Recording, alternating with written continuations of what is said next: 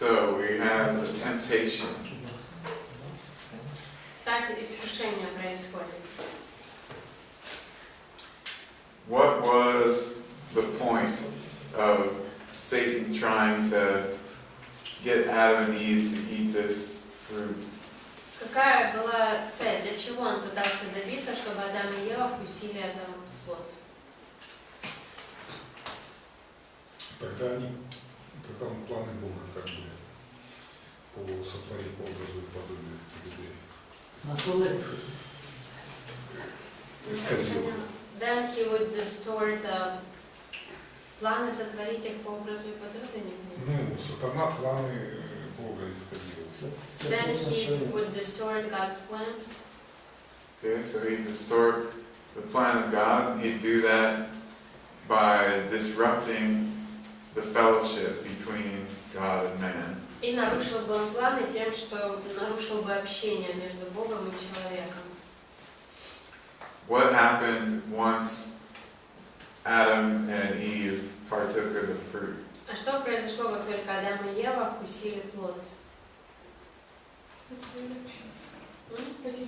They lost fellowship. Mm-hmm. Yeah, suddenly we had this barrier between God and man. Внезапно появился барьер между Богом и человеком.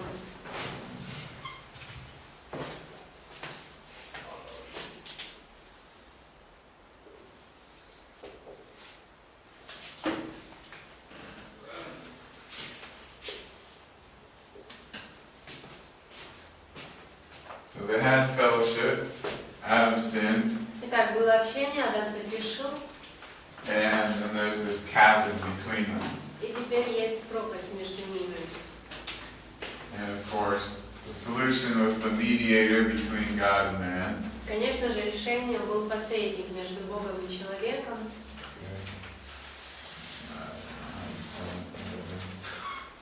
Anyway, Jesus is Иисус. the mediator. Иисус этот посредник.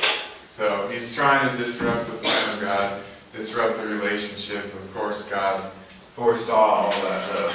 И так он хотел нарушить план Бога, нарушить общение, но Бог решил это. And Satan employs these tactics of telling them a partial truth. И сатана прибегает к такой тактике говорить им частично правду. Just like he does in Matthew 4. Точно так же, как он делает в Матфея 4 главе. He uses part of the truth and manipulates it to get people to do what he wants or think what he wants. Он использует лишь частично истину и манипулирует тем самым людьми, чтобы они делали то, что ему хочется. He lies about the consequences, or he fails to tell them what the consequences will be. Также он врет им о последствиях или не говорит, умалчивает, каковы будут последствия. And we have a test in 3 different areas here. И здесь испытания проходят в 3 сферах. We have lust of the flesh. Похоть плоти. We could say that was they wanted to eat this fruit. Это мы видим в том, что они хотели вкусить этот плод. And the lust of the eyes are created by seeing it. Похоть очей – это то, что они хотели, им нравилось, как он выглядит. And then a pride aspect. И также аспект гордости. To be like God. Желание быть подобными Богу. And if you recall from some of your earlier reading or studies, the sin of pride, that was the main downfall of Satan. Если вы помните из того, что вы уже слышали, гордость была основным первым грехом сатаны. Then we have Eve. She succumbs to the temptation first. И так Ева первая слушается этого искушения. Let's look at 1 Timothy 2:14. Давайте посмотрим 1 Тимофея 2:14. І Адам не був зведений, але зведена бувши, жінка попала в переступ. So Eve is deceived, and we have her being the first one to take the fruit. Так Ева была обманута, и она первая вкусила этот плод.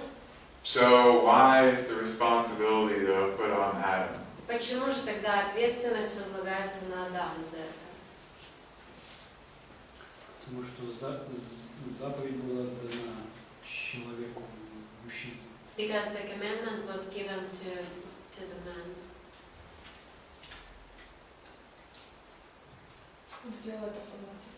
В 16 стихе написано. He was aware of what he was doing. Okay. He's got more awareness maybe.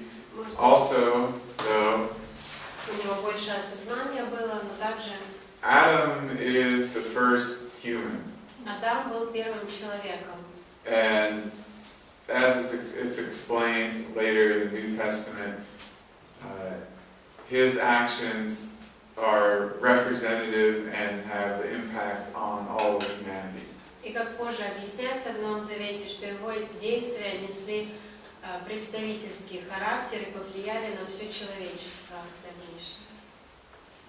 So, even though we don't see the command specifically given to Eve, Хотя у нас нигде не описано, как эта заповедь повеления давалась конкретно Еве, in verse 1 and 2 and so forth, 1 through 3, Eve knew about it.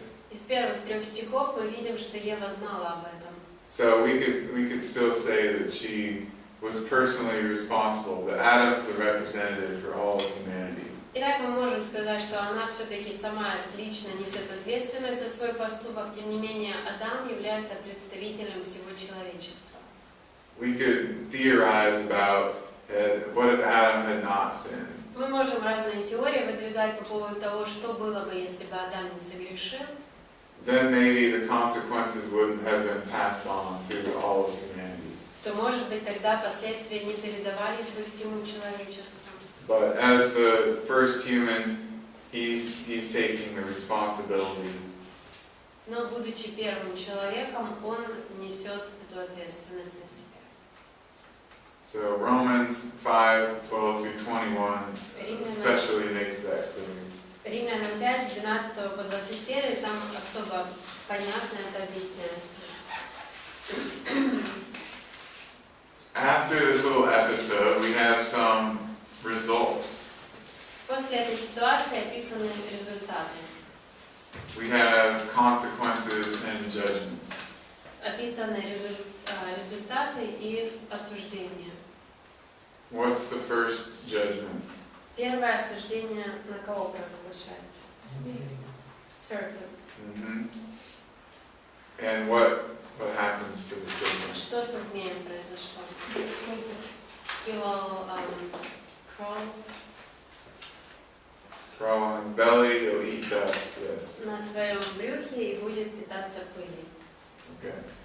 So, there we have a physical judgment or curse. Затем физическое проклятие. What's the second judgment? Это физическое. Какое второе проклятие? Enmity between the seed. Mm-hmm.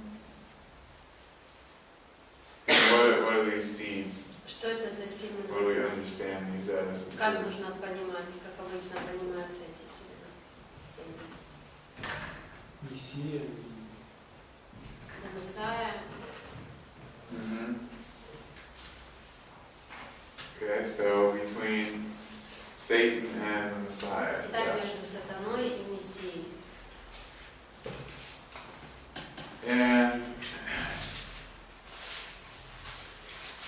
then we have the third judgment. What is this?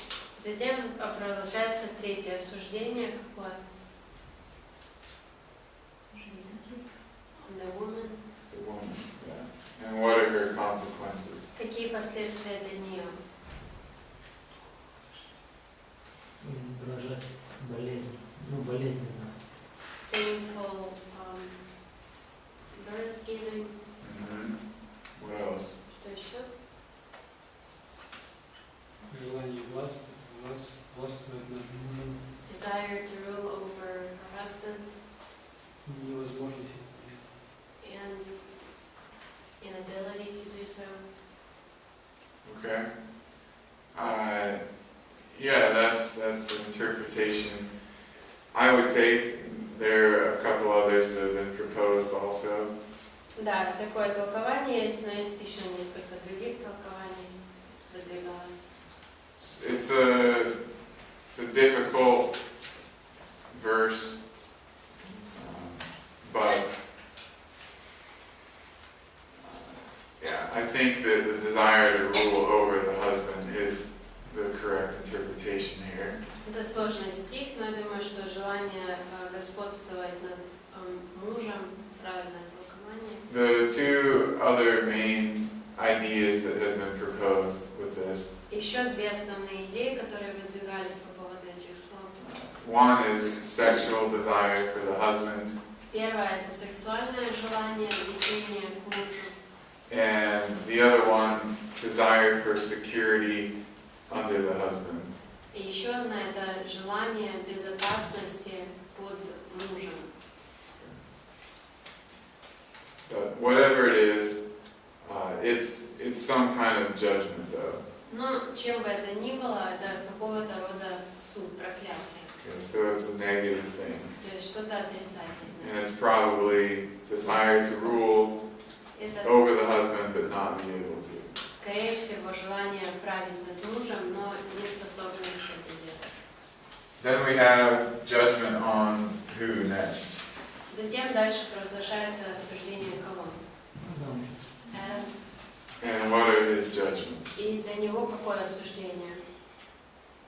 Работать худеется. Labor, hard labor. Mhm. What else? Что еще? Проклята земля. The earth is cursed.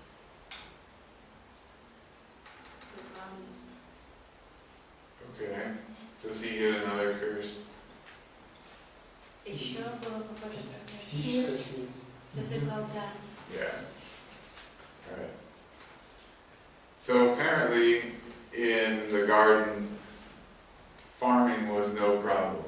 И так похоже, что в саду у них не было заниматься сельским хозяйством, фермерской деятельностью, это не было чем-то сложным.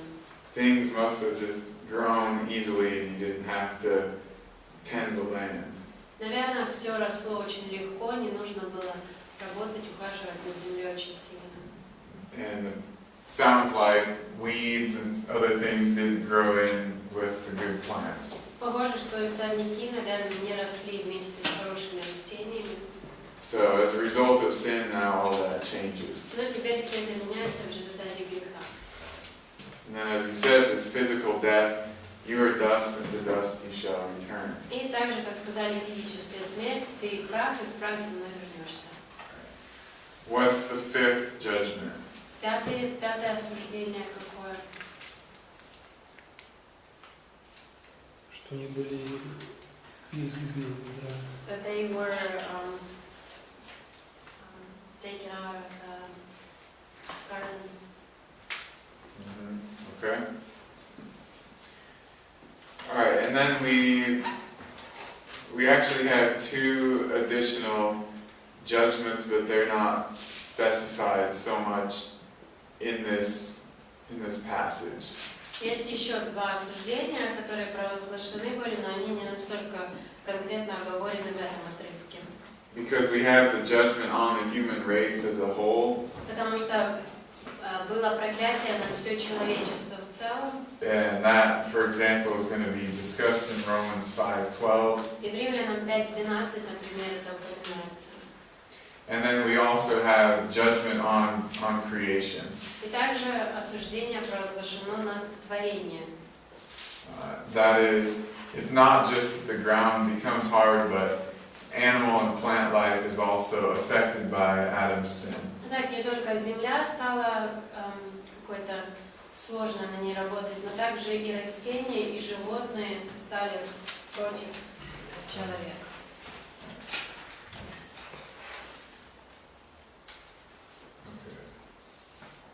And then read verse 24.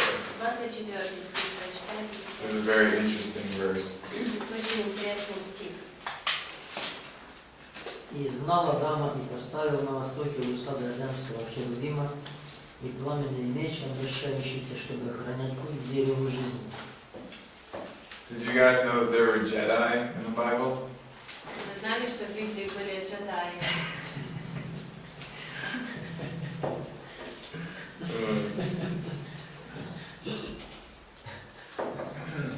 Some people ask what happened to this guy who's guarding, or the cherubim that are guarding the Garden of Eden. Некоторые люди задаются вопросом, а что же произошло с этим херувимом, который стоял и охранял сад? They wonder if they find the Garden of Eden, if there will be this cherub standing there with a fire sword. И им интересно, если все же найти этот сад Эдемский, будет ли там стоять херувим с горящим огненным мечом? And they never get back to tell the people where the Garden of Eden is because they get killed by this guy. And what? They're never able to tell people where the Garden of Eden is because this guy kills them. И люди так и не могут рассказать другим людям, где этот сад, потому что этот ангел их убивает. We could make a great science fiction movie about this. Можно было бы хороший фильм научной фантастики придумать.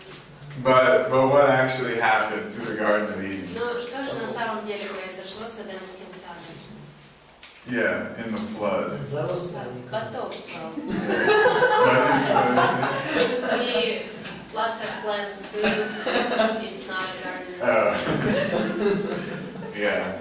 So this is just one of those things that's pointless to search for because it doesn't exist anymore. И так нет смысла искать. Это одно из того, что нет смысла искать, потому что его уже просто нет. Нужно быть диспенсионалистом, чтобы это было. Even if you weren't a dispensationalist. Даже если ты не диспенсационалист. Now, if you don't believe in the flood, that's another thing. Но если ты не веришь в потоп, то это уже другой вопрос. But I don't know if I've met anybody that doesn't believe in the flood but believes in a real Garden of Eden with a cherubim and a sword. Я не встречал никого, кто бы не верил в буквальный потоп, но при этом верил в то, что существует сад, и херувим стоит с реальным мечом. Maybe it should have been in the new Noah movie. Может быть, в новом фильме про Ноя должны были включить вот эту часть. Не забыли. All right. Зеленый. So we have all these judgments that come down upon man and beast and the earth. Итак, разного рода проклятия провозглашаются на человека, на зверей, на землю. But even within this passage of judgment, we have a redemptive story. Но при этом даже вот в этом отрывке, где описаны эти осуждения, также есть слова об искуплении. This passage here in Genesis 3:15 and 3:15, И Бытие 3:15, вот этот стих, is often called the proto-evangelium. часто называют его протоевангелием, This early gospel. то есть что означает раннее Евангелие. And it's made a lot more clear to us once we've read more scripture, and especially the New Testament. И нам становятся все более понятными эти слова, когда мы уже прочитали больше Библии, особенно Новый Завет. But we have here Christ's ultimate victory over Satan at the cross. Но по сути здесь описана конечная победа Христа над сатаной на кресте. So he's speaking to who in verse 15? Итак, в 15 стихе к кому он обращается? To the serpent. Yeah. Okay. So he's speaking to the serpent, who now doesn't have legs and he has to crawl. Итак, он говорит теперь к змею, у которого нет ног больше, и он ползает. And this is the evil, red-eyed, horned Satan serpent. Это змей с красными злыми глазами и рогами. Okay.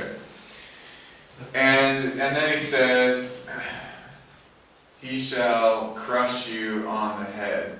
И он говорит, он будет ударить тебя в голову. Okay. Да. А как в оригинале? У нас как бы постоянно будут жарить и ударять. How does it sound in, or what's the word in the original text? Because in Russian it's translated like something not a perfect action, as if he keeps doing this. It's described as a continual action. Uh-huh. Let me bring it up. Ну, то есть, если читать, то He можно will банально просто будет crush поступать. you on the head. Yeah, I mean it's a finite, it's a completed action. I mean it's an imperfect because it's future, but it's a one action. It's not a participle. Это все-таки завершенное действие в будущем, которое случилось, и все. А можно еще спросить тоже, там, допустим, сказано, что вражда будет между женщиной еще и змеем. В чем она будет выражаться? And also a question about the previous verse where it says about the enmity between the woman and the serpent. What is the enmity? I mean, woman. What's woman's part in it? I think that the enmity in the first part here is just maybe in the context of what happened, but then he has the later results of this between your seed and her seed. Мне кажется, вражда может быть в общем контексте всего того, что произошло, но также потом он объясняет, что между твоим семенем и ее семенем. Alright, so it's a singular action. Итак, это... What do you mean by singular action? The Это crushing, complete. yeah. Okay. Итак, это завершенное действие. Okay. So then he bites the heel. И он кусает... So that's it's a temporary injury. Итак, временная травма. Okay. So he's raised, Итак, он воскрес, but sin is ultimately defeated there. но грех при этом был полностью побежден. Go to Colossians 2:14 and 15. Откройте Колоссянам 2, 14-15. Read that, please. Прочтите, пожалуйста. Истребив учение бывшее у нас это Писание, которое было против нас. И он взял его от среды и возил ко Христу, отняв силу начальства властей и властно подверг их позору, восторжествовал над ними собой. Okay, so we have the canceled out certificate of debt. Итак, был сертификат смерти, который был отменен. And we have this triumph over them through him. И победу над ним через него. Go to Hebrews 2:14. Откройте Евреям 2:14. Будете причастны плоти и крови, то и он также воспринял онные, дабы смертью лишить силы имеющего державу смерти, то есть дьявола. Alright, so this one I think is even clearer. Мне кажется, здесь даже более понятно. So through death, but it's of course a temporary death. Итак, посредством смерти, но мы знаем, что это была временная смерть, He renders powerless the devil. он сделал бессильным дьявола. Alright, so the bruising or the crushing of the heel is through this temporary death. Итак, вот этот удар, нанесенный в пяту, это временная смерть. But then he renders him powerless, so that's the crushing of the head. Но затем он сделал другого бессильным, то есть это речь идет о сокрушении, об ударе в голову. Do you guys notice anything about the seed in this verse? Вы заметили что-то по поводу этого семени в этом стихе?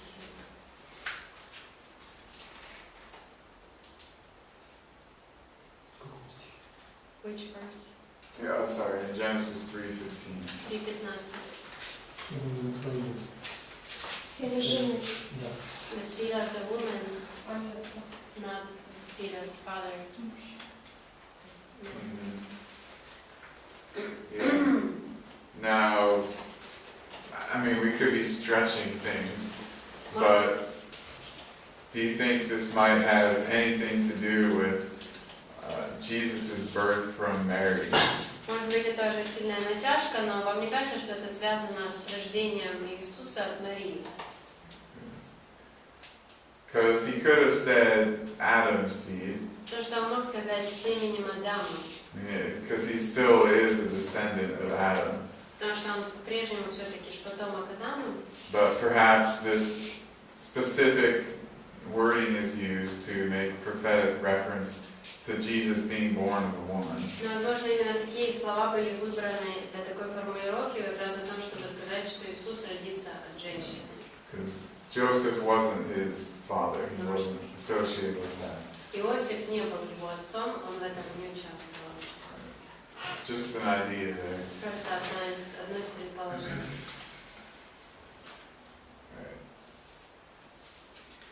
Okay. As a summary for this, and then we'll end. И чтобы подвести итог всему, на этом мы закончим. We have 5 judgments within this passage. Провозглашается 5 осуждений в этом отрывке. We have 2 additional judgments that we learn about from later passages. И из более поздних отрывков мы узнаем еще о 2 осуждениях. We know that the serpent is one and the same with Satan because of those 2 passages in Revelation. Мы знаем, что этот змей это был сатана из-за 2 отрывков в Откровении. Adam is held responsible because he's the founder or the first human. И Адам считается ответственным, потому что он был основателем и первым человеком. And everything is going to pass through him. И все передаваться будет через него.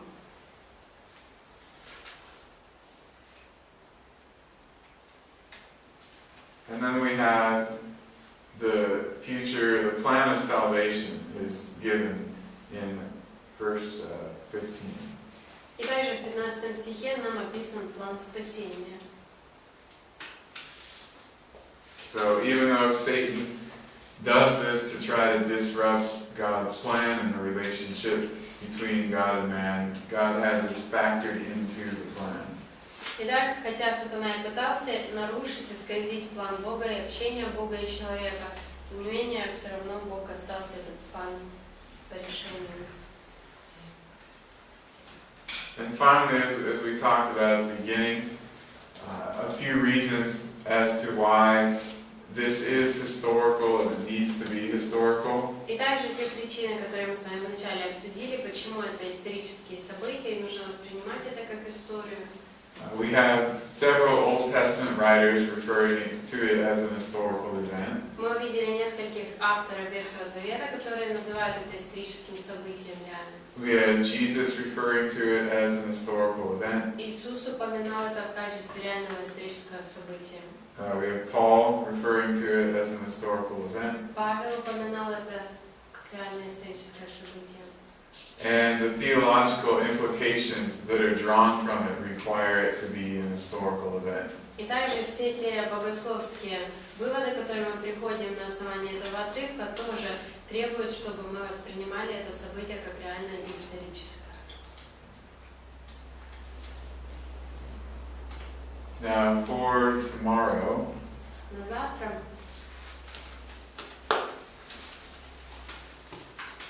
I would like you to finish the anthropology questions. Хочу, чтобы вы закончили по антропологии